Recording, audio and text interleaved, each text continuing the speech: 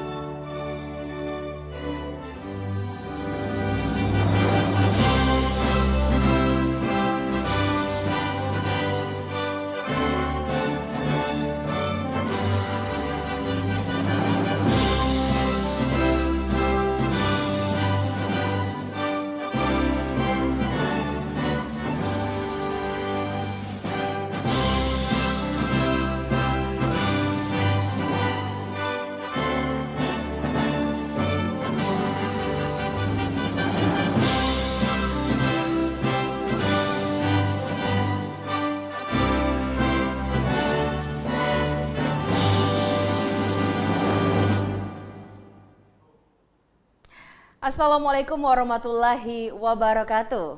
Shalom, salam sejahtera untuk kita semua. Om Swastiastu, Namo Buddhaya, salam kebajikan.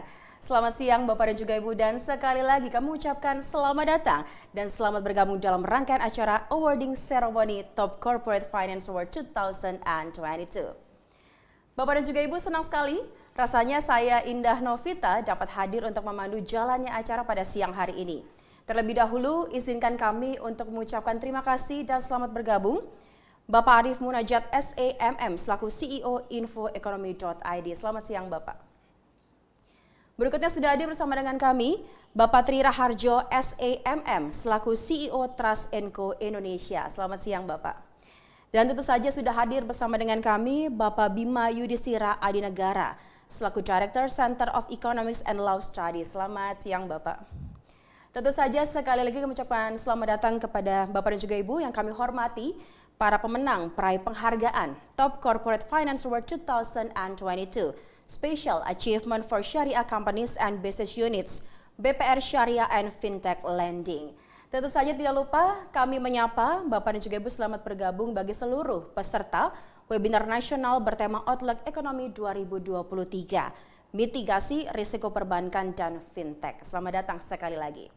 Bapak dan juga Ibu, adapun acara Top Corporate Finance Award 2022 ini dipersembahkan oleh Infoeconomy.id dan bekerja sama dengan Trust Co Indonesia, organized by Media Ads Indonesia dan didukung oleh para media partner yaitu Bernas.id, Bitnews.id, Detakbanten.com, Infojateng.id, Kliksumut.com, Newsnesia.id, Sumberfokus.com dan Trendberita.com.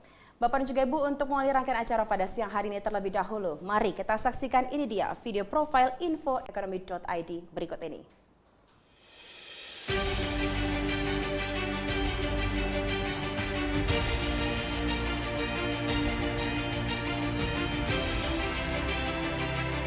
Media online kini memiliki peran strategis dan sangat penting dalam penyebaran informasi kepada publik tentang pertumbuhan perekonomian dalam negeri.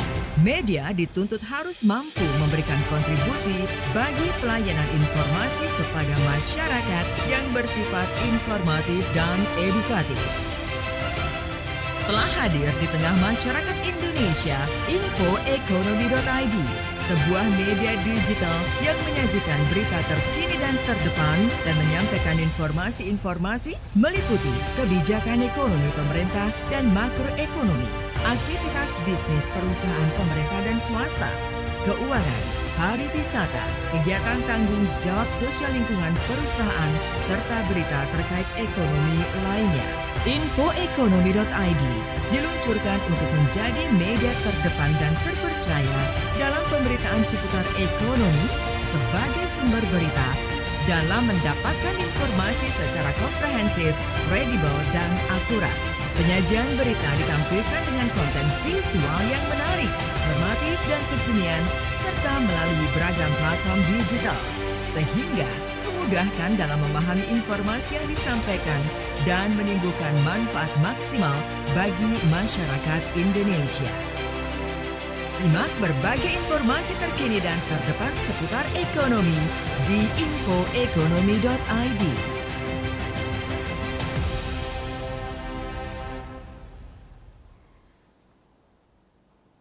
Ya, baik Bapak dan juga Ibu, baru saja tadi kita saksikan bersama-sama penayangan video profil dari infoekonomi.id. Dan selanjutnya, terlebih dahulu mari kita akan mendengarkan kata sambutan. Pada kali ini akan langsung disampaikan oleh Bapak Arief Munajat, SEMM, selaku CEO infoekonomi.id. Langsung saja kami persilakan kepada Bapak Arief Munajat.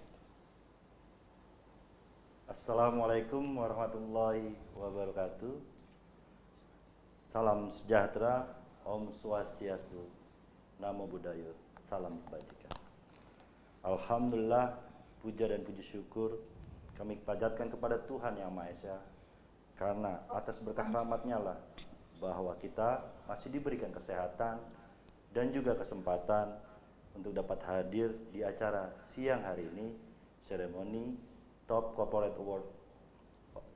Finance Award 2022. Yang kami hormati Bapak Bima Yudhistira Adinegara selaku Direktur Center of Economic and Law Studies.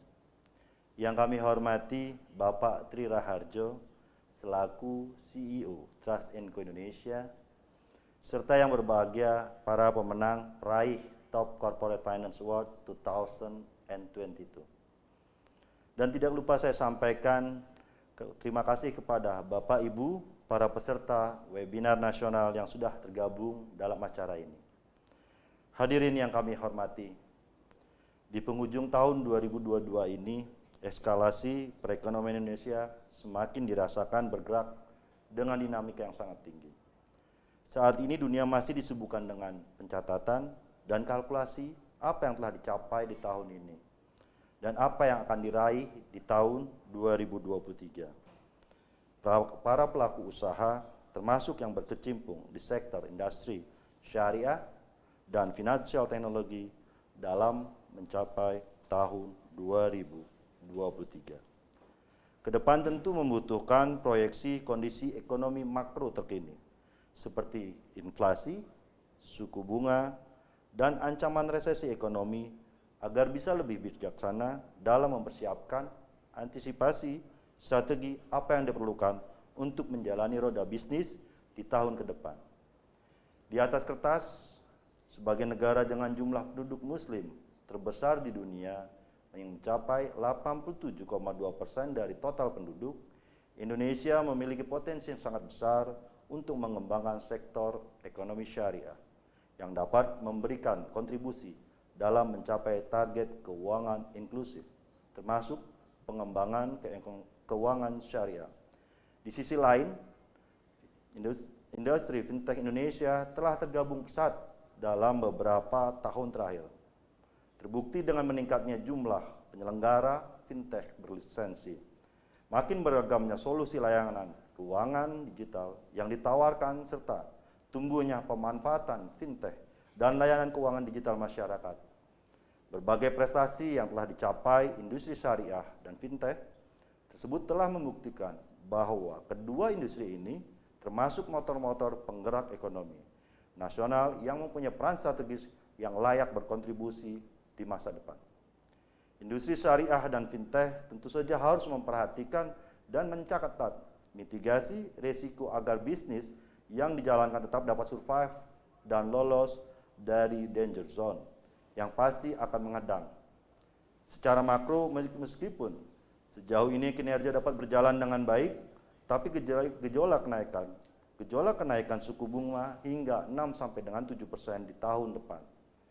Pelemahan nilai tukar rupiah yang harapannya tidak menembus di atas 16.000 per dolar dan juga menurunnya prediksi pertumbuhan ekonomi di tahun 2023 yang hanya mencapai level tertinggi 4,8% atau 4,8 yang berdampak terhadap peluang investasi di sektor keuangan di tahun 2023. Belum lagi terjadinya perubahan perilaku masyarakat yang mulai memasuki era omnichannel dan tidak dapat dicegah.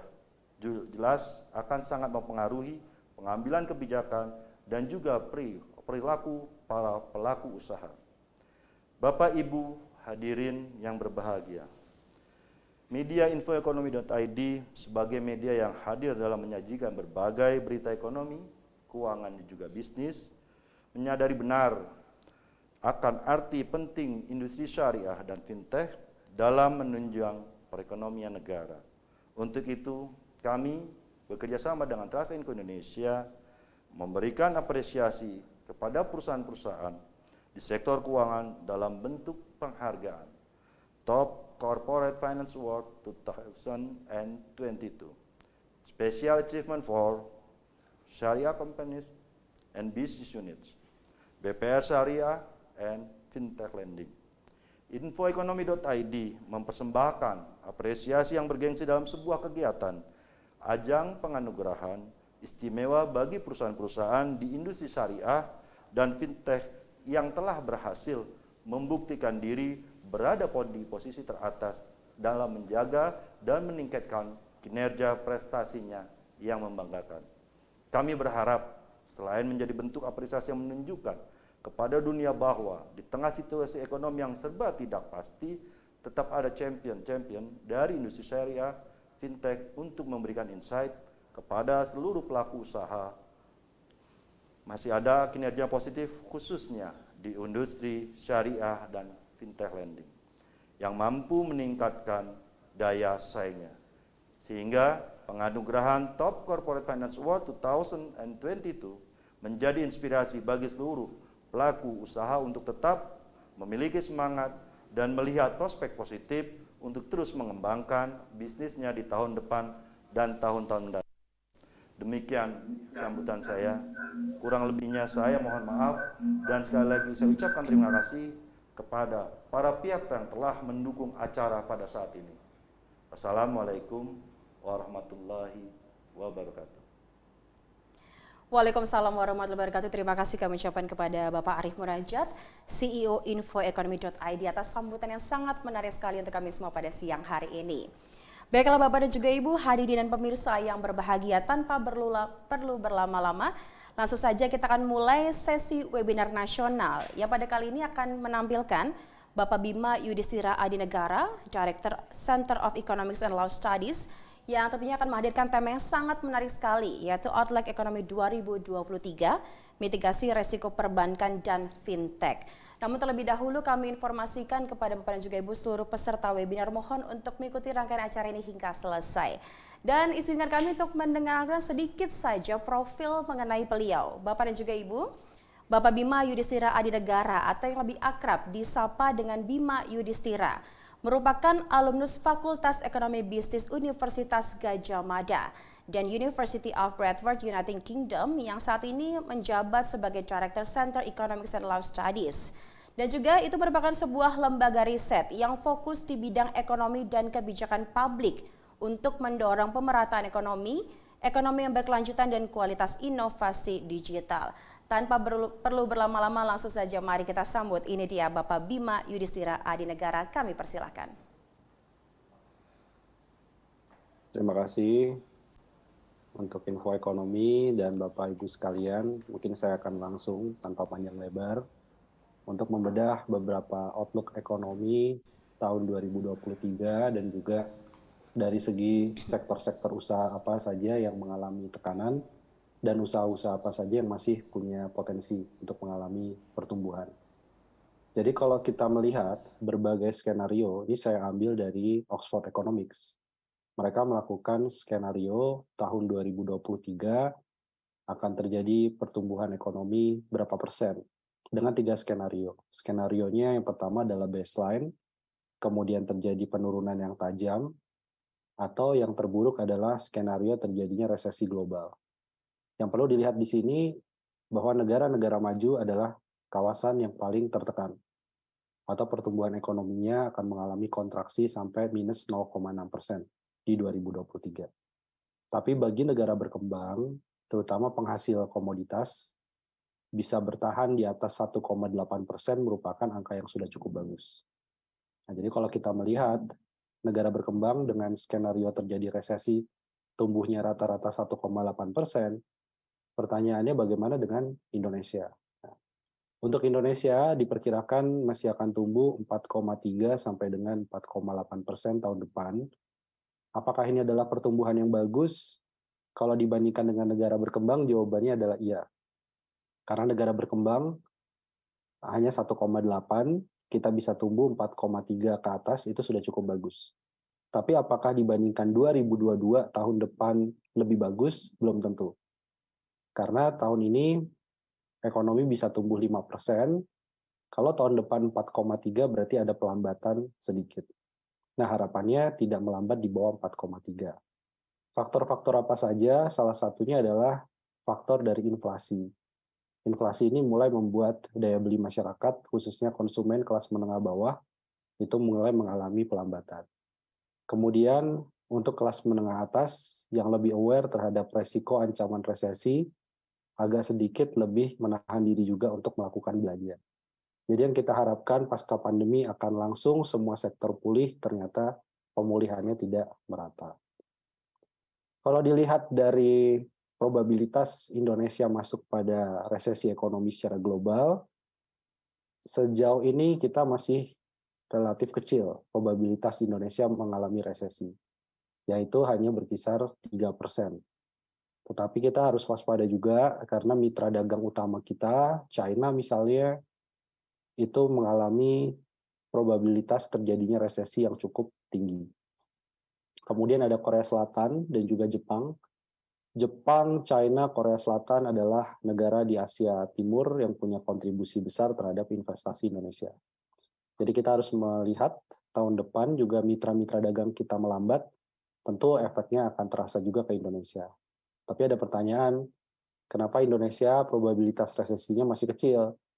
Karena kita diuntungkan dari perang Ukraina-Rusia, booming harga komoditas, itu masih memicu terjadinya surplus perdagangan berturut-turut. Jadi ekspornya masih bisa diandalkan sejauh ini.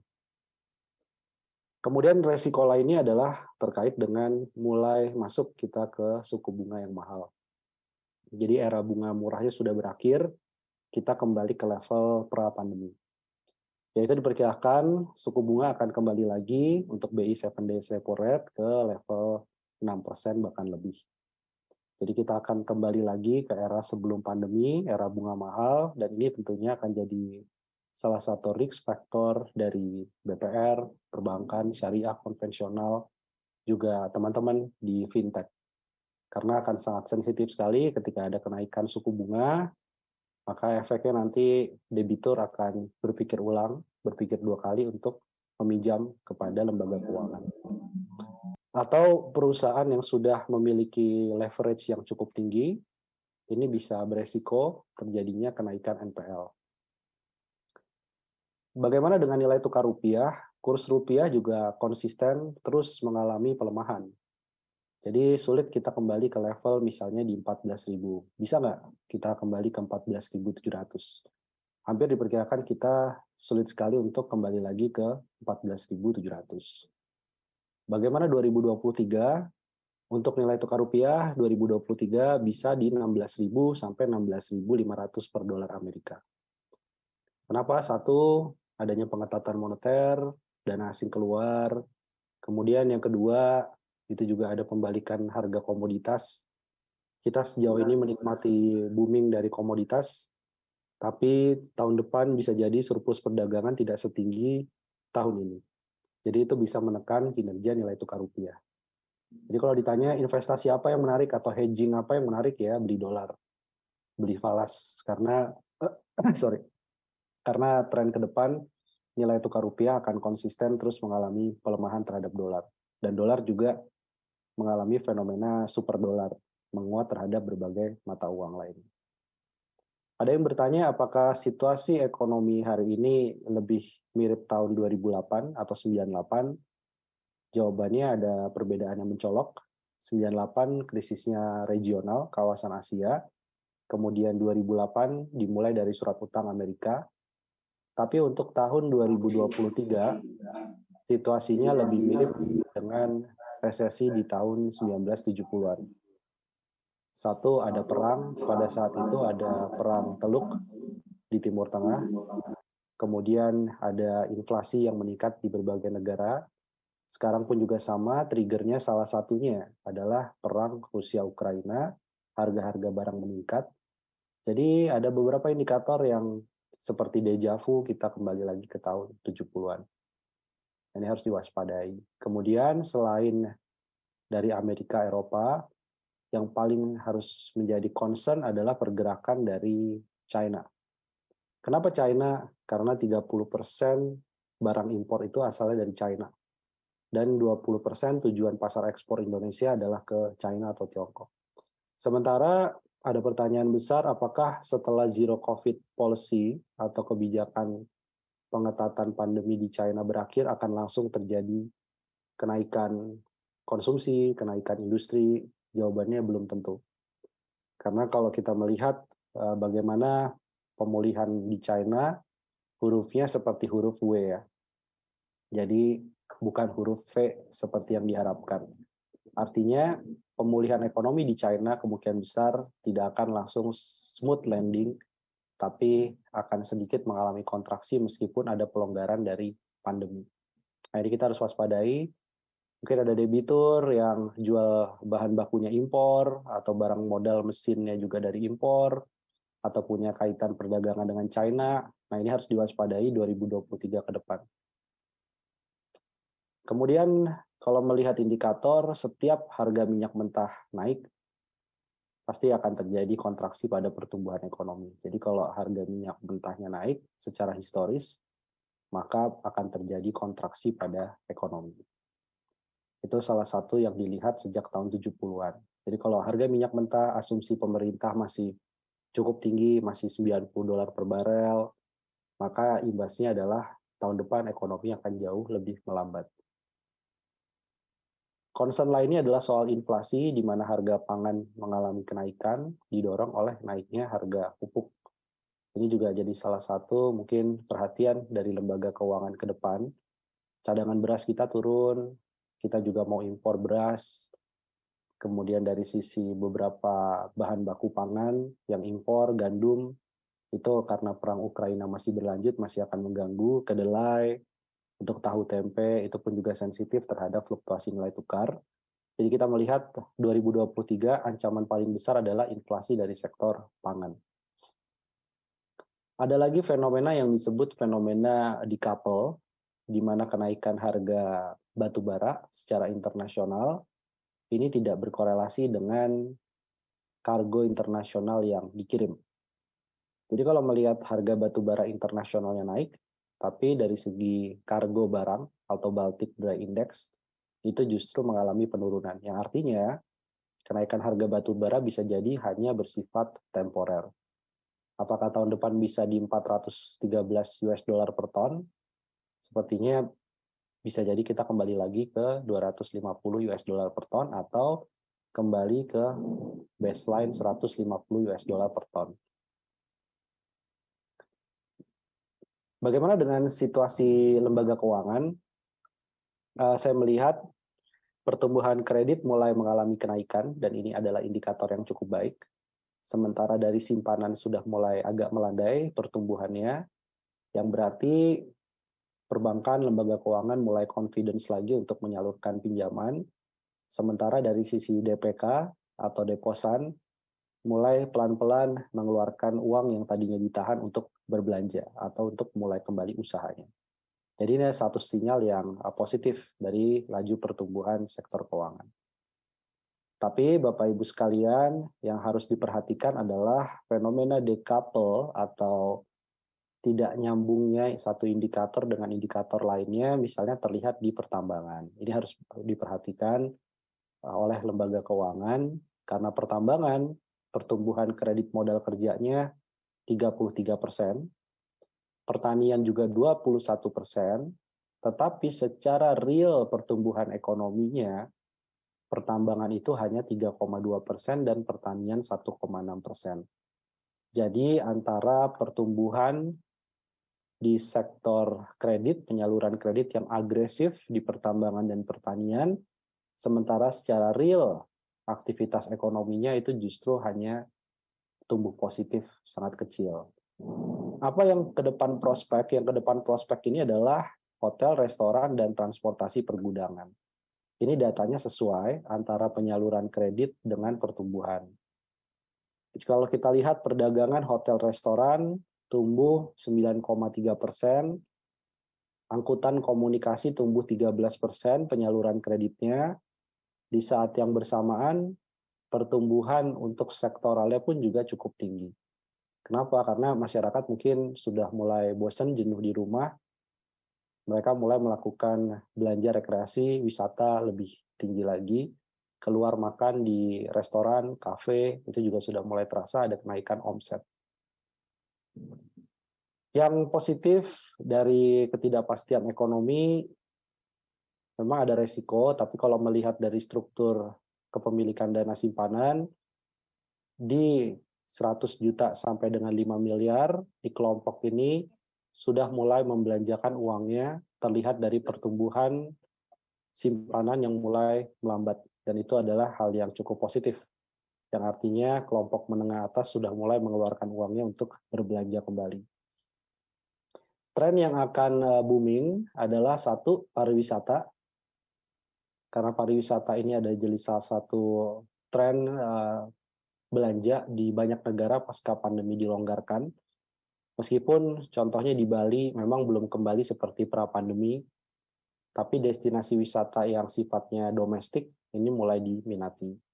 Kemudian ada kosmetik, skincare, ada teori yang disebut sebagai lipstick effect, di mana ketika terjadi resesi ekonomi, maka pengeluaran masyarakat untuk kosmetik justru meningkat cukup pesat. Jadi ada salah satu teori yang ditulis oleh Profesor Juliet Skorny, teori lama sebenarnya, tapi di berbagai negara masih terjadi sekarang. Contohnya Inggris yang mengalami resesi, tapi kenaikan penjualan kosmetiknya 34%. Jadi ini salah satu sektor yang ke depan, meskipun ada ancaman resesi, tetap akan tumbuh cukup baik. Kemudian ada obat-obatan herbal. Satu, karena pasca pandemi masyarakat mulai sadar pentingnya kesehatan. Yang kedua, 63% masyarakat Indonesia cenderung melakukan pengobatan sendiri atau swamedikasi. Sehingga mereka akan mencari alternatif obat-obatan dengan harga terjangkau. Salah satu yang menarik adalah obat-obatan herbal. Kemudian ada yang disebut sebagai pemilu effect, di mana gelaran pemilu itu bisa memicu sektor hotel, restoran, percetakan, iklan, reklame, itu tumbuh cukup pesat. Jadi ini adalah fenomena seasonal atau musiman setiap 5 tahun sekali. Untuk sektor properti ada rumah sederhana, ini karena suku bunga KPR naik, maka calon debitur akan menggeser ke hunian yang lebih terjangkau, meskipun lokasi dari tempat kerja lebih jauh. Kemudian yang tetap akan dibeli adalah FMCG, khususnya makanan minuman, karena ada kebutuhan yang cukup mendasar, sehingga terkesan ada tekanan ekonomi, tetapi masyarakat tetap akan mengeluarkan kebutuhan bahan pokok sebagai kebutuhan yang paling utama. Tren ke depan, semuanya akan bicara soal transisi energi, masalah lingkungan hidup, maka perusahaan dan lembaga keuangan mungkin perlu mendorong ESG standar, Environment Social Governance Standard, dan juga perlu comply dengan taksonomi hijau. Jadi akan ada korelasi antara kepatuhan terhadap indikator-indikator pro lingkungan hidup dengan penurunan cost of fund secara bertahap. Kemudian yang kita perlu perbaiki secara struktural adalah porsi dari manufaktur yang berteknologi tinggi terhadap total ekspor. Indonesia masih sangat rendah dan trennya cenderung terus mengalami penurunan. Ini berkorelasi bahwa Indonesia sekarang masih mengandalkan ekspor yang basisnya adalah komoditas. Kemudian juga level inovasi Indonesia juga masih sangat rendah. Global Innovation Index kita baru di level 87 dunia, kalah jauh dibandingkan dengan India di level 46, ataupun Malaysia di level 36. Dan ini butuh kerjasama juga dari lembaga keuangan untuk melakukan pembiayaan, terutama ke sektor yang inovatif. Terakhir, saya hanya ingin bilang bahwa tantangan ekonomi yang dihadapi tentunya bisa dijawab salah satunya dengan perbaikan angka ICOR atau Incremental Capital Output Ratio, di mana semakin tinggi ICOR menandakan investasi yang diperlukan semakin besar. Jadi kalau ICOR-nya bisa turun, itu artinya Indonesia investasinya bisa kompetitif dibandingkan dengan Vietnam, Malaysia, dan negara-negara ASEAN lainnya. Nah, ini kita perlu menurunkan ICOR. Caranya bagaimana? Caranya adalah satu, tentu daya saing dari perusahaannya ditingkatkan.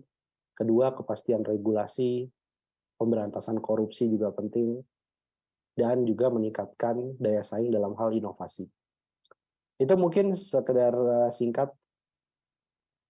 Semoga membantu Bapak Ibu sekalian dan tetap optimis menjalani 2023 ke depan.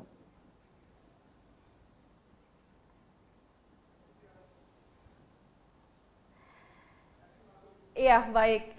Terima kasih banyak sekali lagi kami ucapkan kepada Bapak Bima Yudhistira Adinegara atas informasi dan juga pengetahuan yang sangat luar biasa sekali. Ini sangat bermanfaat pastinya Bapak untuk kami semua dan juga memberikan insight untuk kemajuan terutama di tahun 2023. Terima kasih Bapak, salam sehat selalu. Baiklah Bapak dan juga Ibu, sebelumnya terlebih dahulu mari bersama-sama kita akan menyimak presentasi metode penilaian. Pada kali ini akan langsung disampaikan oleh Bapak Tri Raharjo SEMM selaku CEO Trust & Co Indonesia. Langsung saja kami persilakan kepada Bapak Tri Raharjo. Selamat sore Bapak Ibu sekalian, selamat datang di kegiatan Top Corporate Finance Award 2022 pada sore hari ini yang diinisiasi oleh Trust & Co Indonesia dan juga infoekonomi.id. Nah, Bapak Ibu, saya akan memaparkan mengenai metode penilaian dari Top Corporate Finance Award 2022. Nah, penghargaan Top Corporate Finance Award merupakan sebuah apresiasi dan pengakuan bergengsi yang dianugerahkan oleh Trust & Co Indonesia dan juga media infoekonomi.id kepada perusahaan-perusahaan di sektor bisnis syariah dan juga fintech lending berdasarkan penilaian mereka telah berhasil dalam membangun corporate brand dan juga memiliki kinerja keuangan yang baik. Nah, adapun tujuan dari kegiatan ini, Bapak Ibu, yang pertama kami berharap kegiatan Top Corporate Finance Award 2022 ini diharapkan menjadi bukti keberhasilan atas kinerja positif perusahaan Bapak Ibu yang berada di sektor bisnis syariah dan juga fintech lending dalam 1 tahun terakhir. Yang kedua, kami berharap kegiatan Top Corporate Finance Award 2022 diharapkan menjadi pemicu kepercayaan para stakeholder, para shareholder dan terhadap perusahaan peraih penghargaan Top Corporate Finance Award 2022. Yang ketiga, kami berharap penghargaan Top Corporate Finance Award 2022 akan memberikan iklim persaingan yang positif, khususnya bagi perusahaan-perusahaan di sektor bisnis syariah dan juga fintech lending di Indonesia. Nah, adapun metode penilaian yang kami lakukan, Bapak Ibu, kami dari Trust & Co Indonesia melakukan proses riset Top Corporate Finance Award 2022 dari bulan Agustus hingga Oktober di tahun 2022 dengan pendekatan metode desk research dengan melalui pendekatan kuantitatif gitu ya. Nah, kami melakukan pengumpulan data dan juga kami melakukan analisa laporan keuangan dari perusahaan Bapak Ibu sekalian. Adapun metode penilaian yang kami lakukan, kami mengukur berdasarkan 3 aspek pengukuran. Yang pertama adalah digital corporate brand awareness aspek, yang kedua adalah revenue aspek, dan ketiga adalah net profit aspek. Nah, adapun digital corporate brand awareness aspek kami berikan bobot 20% Bapak Ibu. Kami mengukur ulasan dan juga pencarian yang dilakukan oleh pengguna internet dalam kurun waktu 1 tahun terakhir dengan menggunakan keyword corporate brand dari perusahaan Bapak Ibu masing-masing. Yang kedua, kami mengukur revenue aspek gitu ya dengan bobot 40%. Parameter ini berdasarkan laporan keuangan yang telah terpublikasikan secara resmi dengan menilai pendapatan perusahaan Bapak Ibu sekalian pada periode tahun buku 2021. Yang ketiga adalah net profit aspek, kami berikan bobot 40% gitu ya. Parameter ini berdasarkan laporan keuangan yang telah terpublikasi secara resmi dengan menilai laba bersih perusahaan pada periode tahun buku tahun 2021 Bapak Ibu. Sementara untuk perusahaan fintech lending Bapak Ibu, penilaian dilakukan berdasarkan total pembiayaan tersalurkan dan juga total penerima pembiayaan terhadap perusahaan fintech lending gitu ya pada periode per Oktober 2022. Nah, demikian untuk metode penilaian yang kami lakukan. Sementara tahapan proses riset yang kami lakukan, yang pertama adalah kami melakukan perumusan proses risetnya dan juga menentukan parameter penilaian yang tadi saya sudah sebutkan. Ada 3 parameter penilaian yang dilakukan pada proses penilaian Top Corporate Finance Award 2022. Yang kedua, kami juga melakukan pengumpulan dan juga pengelompokan data perusahaan riset. Selanjutnya kami melakukan pengumpulan laporan keuangan perusahaan Bapak Ibu sekalian di tahun 2021. Dan keempat, kami melakukan analisa laporan keuangan perusahaan Bapak Ibu masing-masing. Dan juga kami melakukan pencarian data digital corporate brand awareness dari perusahaan Bapak Ibu sekalian. Dan yang selanjutnya adalah berdasarkan data yang berhasil kami kumpulkan, kami melakukan input data dan juga kami melakukan scoring berdasarkan parameter penilaian yang sudah kami tetapkan. Dan juga setelah itu kami melakukan quality control dan juga setelah itu kami melakukan pengumuman. Kami mengirimkan surat pengumuman siapa saja yang berhak mendapatkan penghargaan Top Corporate Finance Award 2022. Dan juga pada sore hari ini kita selenggarakan penghargaan e-award ceremony pada kesempatan sore hari ini. Nah, adapun tahapan kriteria pemenang yang kami lakukan, kami juga sangat selektif dalam memilih siapa saja yang berhak mendapatkan Top Corporate Finance Award 2022. Yang pertama, kami menetapkan perusahaan peraih Top Corporate Finance Award 2022 terdaftar di OJK. Yang kedua adalah perusahaan peraih penghargaan memiliki pendapatan dan juga laba perusahaan sebagai berikut Bapak Ibu. Yang pertama untuk perusahaan syariah dan juga unit bisnis syariah membubuhkan pendapatan perusahaan di angka 50 miliar atau lebih serta perusahaan pada posisi laba di angka 10 miliar atau lebih mengacu pada tahun buku tahun 2021. Yang kedua untuk BPR syariah membubuhkan pendapatan perusahaan di angka 10 miliar atau lebih pada tahun 2021 dan juga di angka laba di angka 2 miliar atau lebih di tahun 2021. Nah, sementara untuk perusahaan fintech lending, total pembiayaan yang tersalurkan pada periode berjalan terupdate di Oktober 2022 sebesar 200 miliar atau lebih serta memiliki izin dari OJK. Dan ketiga adalah perusahaan peraih pemenang Top Corporate Finance Award 2022 mendapatkan final score di angka 70 poin serta masuk ke dalam Top Corporate Finance Award 2022. Dan juga mereka memenangkan di masing-masing kategori. Ada 3 kategori yang kami lakukan untuk Top Corporate Finance Award 2022 pada sore hari ini. Yang pertama adalah Special Achievement for Syariah Companies and juga Business Unit. Yang kedua adalah Special Achievement for BPR Syariah. Yang ketiga adalah Special Achievement for Fintech Lending. Nah, demikian Bapak Ibu parameter penilaian yang dapat saya sampaikan. Saya berharap penghargaan ini dapat terus memotivasi perusahaan Bapak Ibu untuk memiliki kinerja terbaik, baik kinerja secara corporate brand maupun kinerja secara keuangan. Selamat kepada seluruh peraih penghargaan Top Corporate Finance Award 2022. Semoga penghargaan ini terus mendorong kepercayaan dari para stakeholder dari perusahaan Bapak Ibu masing-masing. Terima kasih, salam sehat, salam sukses untuk kita semua. Baik, terima kasih banyak kami ucapkan kepada Bapak Tri Raharjo atas penyampaian metode penilaian dan semoga dapat diterima oleh achiever kami pada sore hari ini. Bapak dan juga Ibu, sesaat lagi bersama-sama kita akan menyaksikan awarding ceremony Top Corporate Finance Award 2022. Terlebih dahulu, mari kita saksikan videonya berikut ini. Sebagai negara dengan jumlah penduduk muslim terbesar di dunia, Indonesia berpotensi besar mengembangkan keuangan syariah guna berkontribusi untuk mencapai target keuangan inklusif yang terus meningkat, di mana Indonesia kini telah berada di peringkat 4 dunia dalam hal pengembangan keuangan syariah. Sementara industri financial technology atau fintech juga berkembang pesat dengan meningkatnya jumlah fintech berlisensi. Tercatat 104 fintech lending telah menyalurkan pinjaman mencapai ratusan triliun rupiah dan menunjukkan peran penting mereka dalam mendorong inklusi keuangan Indonesia melalui layanan keuangan digital. Untuk mendukung upaya-upaya tersebut, infoekonomi.id sebagai media ekonomi, keuangan, dan bisnis terdepan melakukan kerjasama dengan Trust & Co Indonesia dengan bangga menghadirkan Top Corporate Finance Award 2022.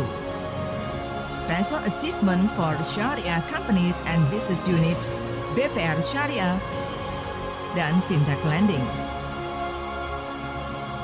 Top Corporate Finance Award 2022 merupakan apresiasi dan pengakuan bergengsi yang diberikan kepada perusahaan-perusahaan di sektor bisnis syariah dan financial technology yang dinilai berhasil dalam membangun corporate brand di ranah digital dan memiliki kinerja keuangan yang baik.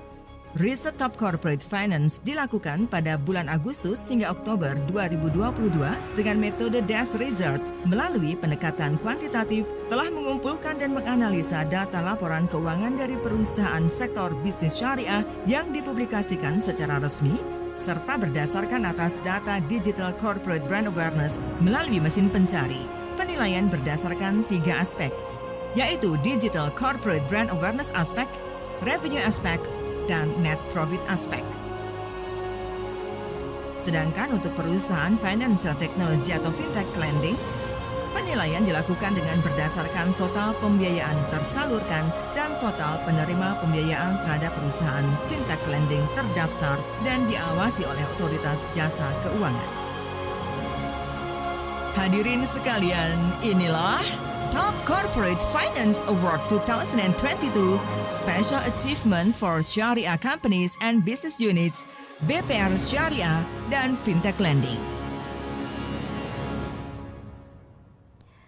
Baik Bapak dan juga Ibu, sebelum nantinya kami akan mengumumkan siapa saja ke Achiever Top Corporate Finance Award 2022 kembali, kami turut mengundang Bapak Arief Munajat SEMM selaku CEO infoekonomi.id yang nantinya secara simbolis dapat memberikan ucapan selamat kepada Achiever kami pada sore hari ini. Lalu siapakah Achiever kami yang pertama? Berikut videonya.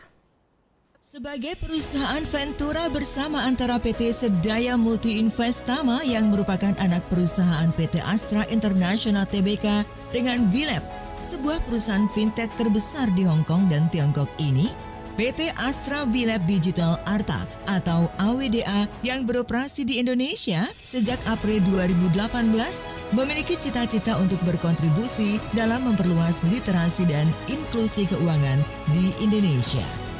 Berdasarkan itulah, perusahaan fintech yang menggunakan big data dan machine learning dalam memberikan nilai kredit dan persetujuan pinjaman dengan cepat dan berkualitas ini memberikan kesempatan bagi konsumen di Indonesia untuk mewujudkan mimpinya melalui kredit yang mudah dijangkau.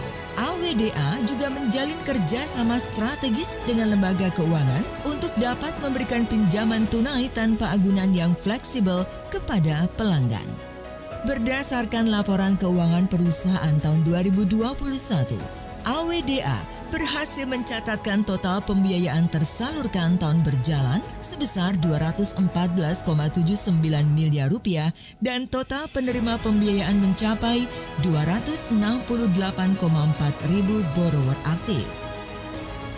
Inilah peraih Top Corporate Finance Award 2022 Special Achievement for Fintech Lending, PT Astra Willab Digital Arta. Kami ucapkan selamat kepada PT Astra Willab Digital Arta, peraih penghargaan Top Corporate Finance Award 2022 Special Achievement for Fintech Lending.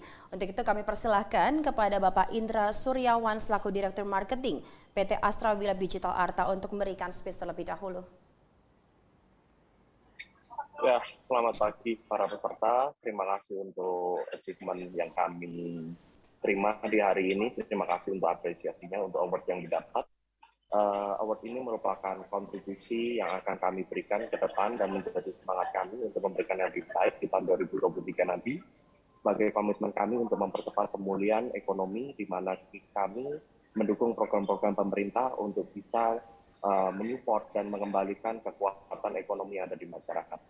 Terima kasih dari saya, terima kasih sekali lagi untuk award-nya. Selamat siang.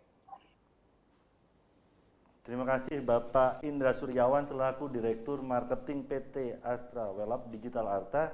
Semoga PT Astra Willab Digital Arta dapat mewujudkan cita-citanya, berkontribusi dalam memperluas literasi dan inklusi keuangan di Indonesia melalui layanan kredit yang mudah dijangkau. Sekali lagi saya ucapkan selamat kepada PT Astra Willab Digital Arta atas diraihnya Top Corporate Finance Award 2022 untuk kategori Fintech Lending. Baik Bapak, boleh kita berikan foto bersama terlebih dahulu, mohon untuk Thank you, bersiap-siap. Pak. Terima kasih, Pak. Baik, mungkin sedikit boleh bergeser ke sebelah kanan, maaf mohon izin Bapak karena terhalang dengan sebelah kiri, mohon izin. Ya, baik, seperti itu. Baik, langsung saja kita akan mulai dari 3, 2, 1. Sekali lagi Bapak mohon izin dari 3, 2, 1. Terima kasih banyak. Dan achiever kami selanjutnya dianugerahkan kepada menjadi sebuah perusahaan finansial teknologi yang memiliki visi mempermudah akses pinjaman dengan memanfaatkan teknologi. PT Kredit Utama Fintech Indonesia atau Rupiah Cepat yang berdiri sejak 5 Maret 2018 ini semakin meningkatkan kualitas layanannya sebagai penghubung antara peminjam yang memiliki kebutuhan pendanaan dengan lender yang bersedia meminjamkan dananya. Memanfaatkan teknologi big data seperti artificial intelligence dan machine learning untuk mengubah dan memberikan solusi bagi masalah finansial konsumen di Indonesia. Rupiah Cepat telah membantu jutaan end user yang menghadapi kesusahan keuangan di masa pandemi COVID-19 pada 2020 lalu. Dan hingga Desember 2021 telah memiliki end user sebesar 15,5 juta masyarakat Indonesia. Berdasarkan laporan keuangan perusahaan tahun 2021, Rupiah Cepat berhasil mencatatkan TKB 90 sama dengan 100%. Inilah peraih Top Corporate Finance Award 2022 Special Achievement for Fintech Lending PT Kredit Utama Fintech Indonesia.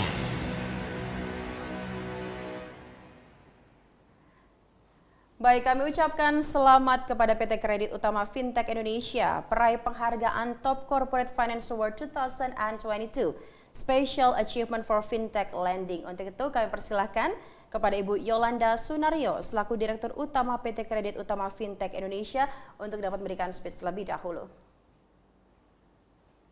Ya, selamat siang redaksi Info Ekonomi. Juga saya mengucapkan selamat kepada perusahaan Bapak Ibu selaku penerima penghargaan pada sore hari ini. Saya berterima kasih kepada Info Ekonomi, kepada masyarakat, customer yang telah memberikan kepercayaan kepada kami Rupiah Cepat.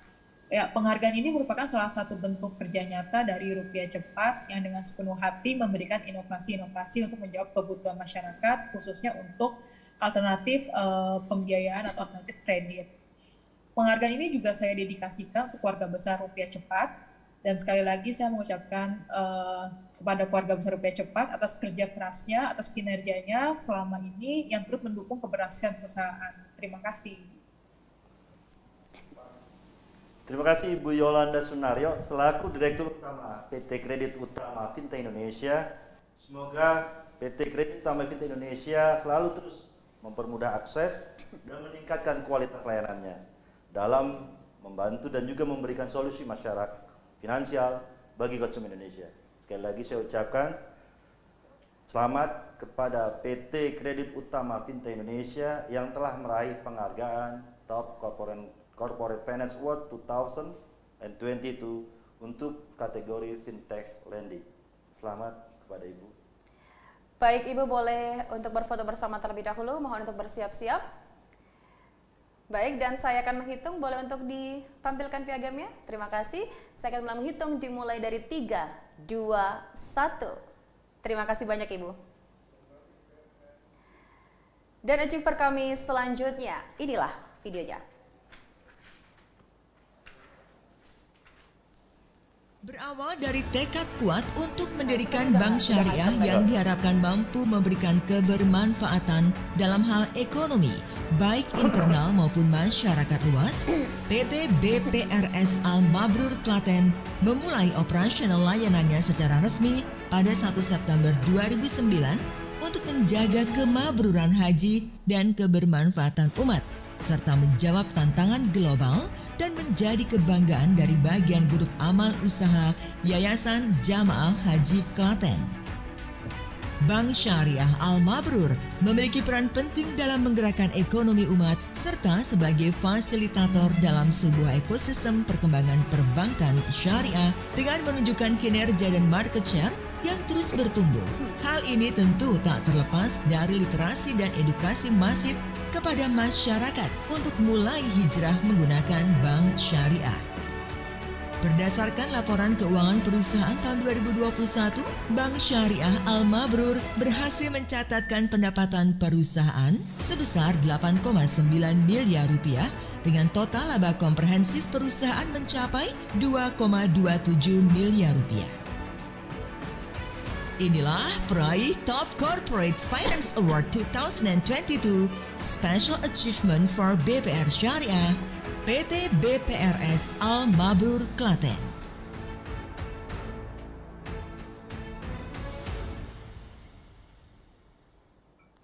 Kami ucapkan selamat kepada PT BPR Syariah Al Mabrur Klaten, peraih penghargaan Top Corporate Finance Award 2022 Special Achievement for BPR Syariah. Untuk itu kami persilahkan kepada Bapak Muhammad Hani Naufal selaku Direktur Utama PT BPR Syariah Al Mabrur Klaten untuk dapat memberikan speech terlebih dahulu. Assalamualaikum warahmatullahi wabarakatuh. Alhamdulillah, puji syukur kepada Allah SWT bahwa pada tahun 2022 ini Bank Syariah Al Mabrur mendapatkan apresiasi penghargaan Top Corporate Finance Award 2022. Kami mewakili jajaran direksi mengucapkan terima kasih kepada Trans & Co Indonesia dan Media Info Ekonomi ID atas apresiasi dan pengakuan yang gengsi kepada perusahaan sektor bisnis syariah dan finansial, teknologi yang dinilai berhasil membangun corporate brand di ranah digital dan memiliki kinerja keuangan yang baik sesuai dengan parameter yang telah ditetapkan. Penghargaan ini kami persembahkan kepada seluruh stakeholder dan masyarakat yang telah mempercayakan kepada Bank Syariah Al Mabrur. Penghargaan ini menjadi motivasi dan energi positif kepada kami untuk terus meningkatkan performa perusahaan, kinerja corporate brand, dan tentunya menjadi upaya kami untuk terus meningkatkan inovasi produk digitalisasi banking, serta performa bisnis bank yang terus mengalami pertumbuhan positif dan sehat. Tentunya untuk meningkatkan peran dan kontribusi Bank Syariah Al Mabrur dalam perekonomian daerah maupun perekonomian nasional. Demikian yang dapat kami sampaikan. Terima kasih. Assalamualaikum warahmatullahi wabarakatuh. Waalaikumsalam warahmatullahi wabarakatuh. Terima kasih Pak Muhammad Hani Naufal, selaku Direktur Utama PT BPR Syariah Al Mabrur Klaten. Semoga PT BPR Syariah Al Mabrur Klaten semakin berperan penting dalam menggerakkan ekonomi umat guna menjawab tantangan global dengan kinerja kebermanfaatan bagi pertumbuhan ekonomi syariah Indonesia. Sekali lagi saya ucapkan selamat kepada PT BPR Syariah Al Mabrur Klaten atas penghargaan Top Corporate Finance Award 2022 untuk kategori BPR Syariah. Baik, Bapak boleh kita abadikan foto bersama terlebih dahulu, sesaat lagi.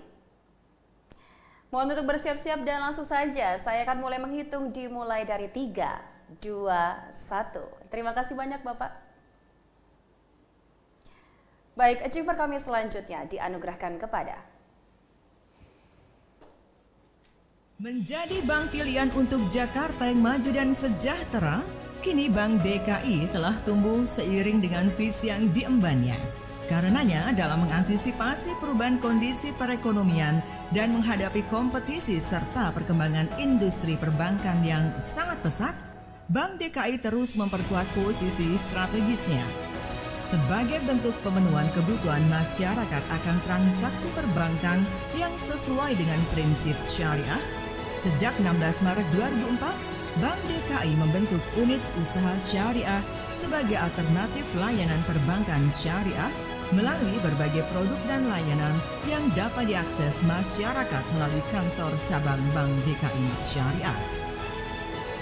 Berdasarkan laporan keuangan perusahaan tahun 2021, Bank DKI unit usaha syariah berhasil mencatatkan pendapatan perusahaan setelah distribusi bagi hasil sebesar Rp357,2 miliar dengan total laba komprehensif perusahaan mencapai Rp223,35 miliar. Inilah peraih Top Corporate Finance Award 2022 Special Achievement for Sharia Companies and Business Units Unit Usaha Syariah Bank DKI.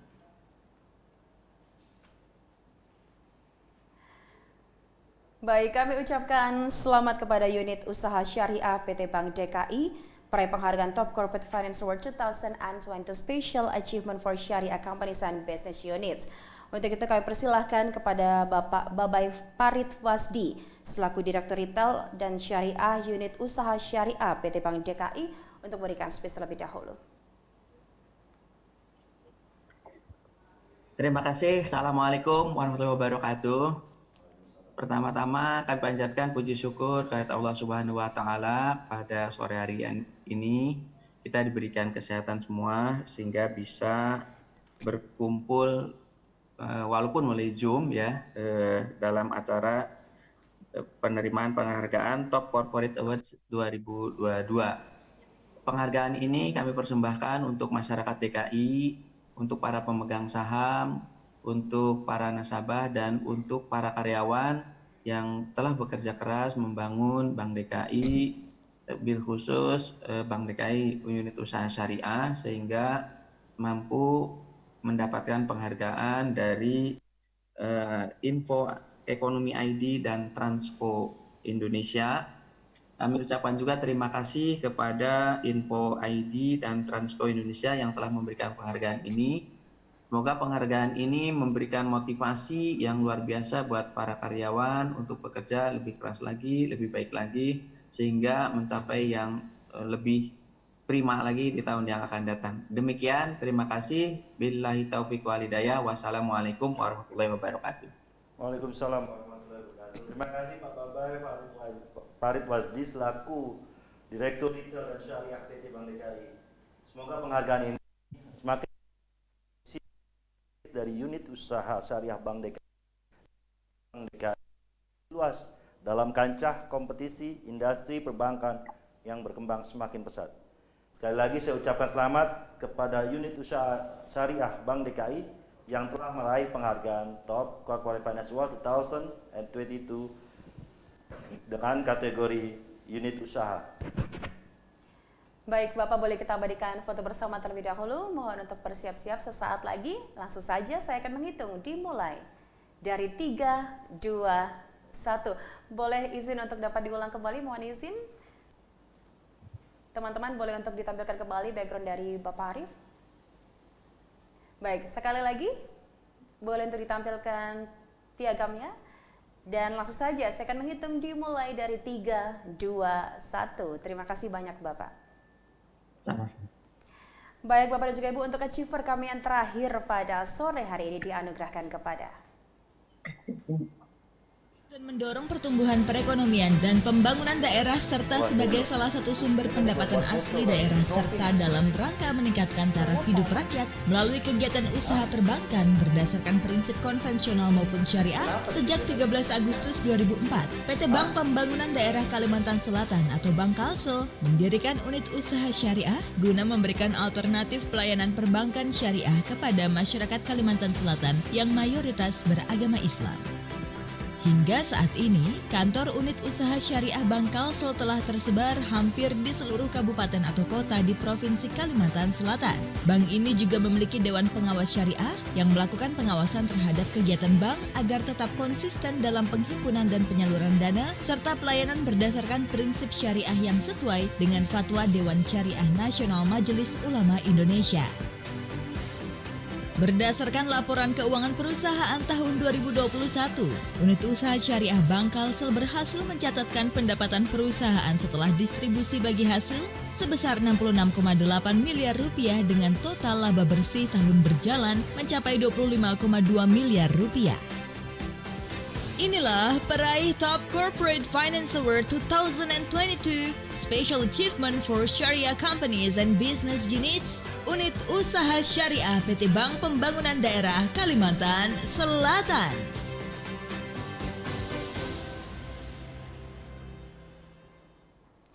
Kami ucapkan selamat kepada unit usaha syariah Bank Kalsel peraih penghargaan Top Corporate Finance Award 2022 Special Achievement for Sharia Companies and Business Unit. Untuk itu kami persilakan kepada Bapak Septian Reswandi selaku Asisten Manager Corporate dan Marketing Communication Bank Kalsel. Kami persilakan untuk dapat memberikan space terlebih dahulu. Ya, baik, terima kasih. Assalamualaikum warahmatullahi wabarakatuh. Selamat sore dan salam sejahtera untuk kita semua.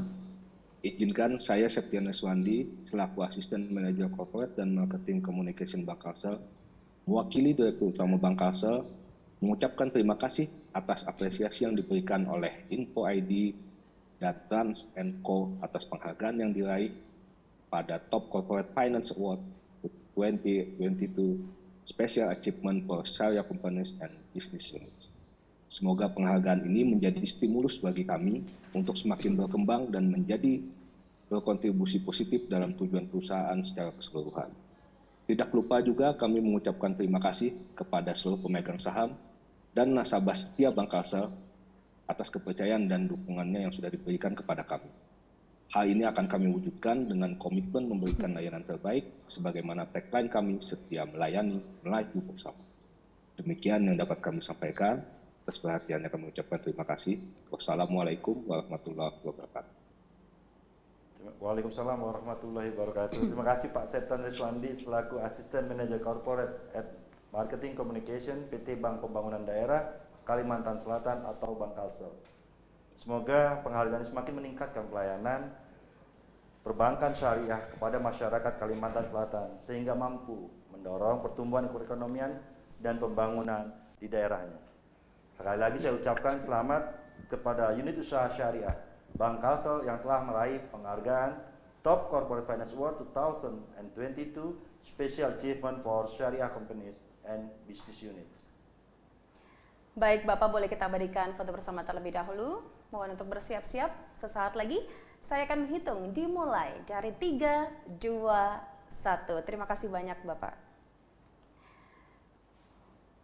Baiklah Bapak dan juga Ibu, maka berakhir sudah rangkaian acara kami pada sore hari ini. Terlebih dahulu, sebelum kami mengakhiri, kami kembali mengajak kepada Bapak dan juga Ibu seluruh achiever peraih Top Corporate Finance Award 2022 untuk dapat hadir kembali dan memberikan momen spesial dengan berfoto bersama.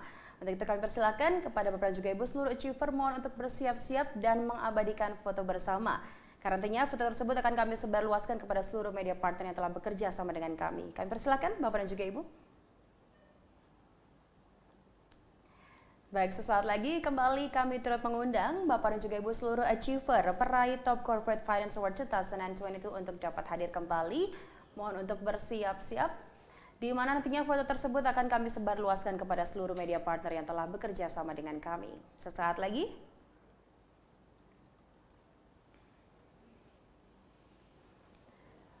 Baik, kami masih kembali menunggu Bapak dan juga Ibu seluruh achiever. Mohon izin tanpa mengurangi rasa hormat kami untuk dapat hadir kembali dan dapat mengabadikan momen spesial ini dengan berfoto bersama.